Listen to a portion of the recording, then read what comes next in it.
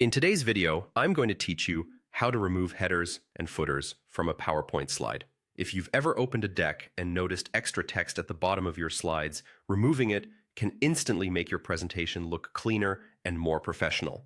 This process is quick, and by the end, you'll feel more confident navigating PowerPoint's presentation settings. Start by opening Microsoft PowerPoint and loading the presentation you want to edit. You can use the File menu to browse for your file, or pick it from your recent list.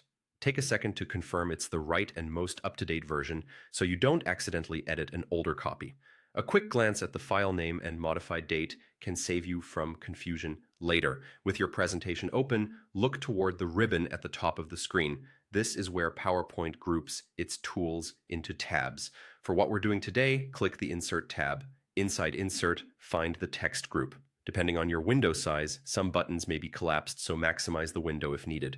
Click Header and Footer to open the dialog box that controls the information shown at the top or bottom of your slides. At first glance, this window can look busy, but it's straightforward.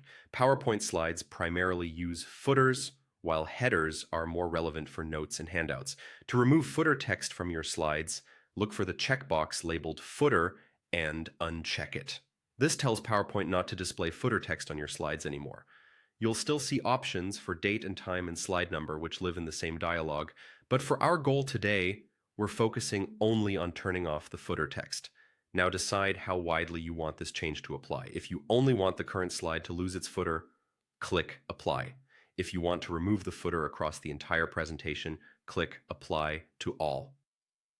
Choosing Apply to All is a great way to clean up a whole deck in one move, especially when you're working with templates that add footers automatically. Once that's done, take a quick look through a couple of slides to confirm the footer is gone.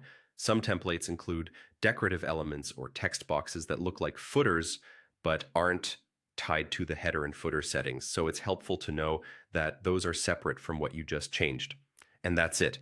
A small adjustment like this keeps your content front and center and helps your slides feel polished and distraction-free. If you found this tutorial helpful, don't forget to like the video, subscribe to the channel, and hit the bell icon so you don't miss any new uploads. Thanks for watching.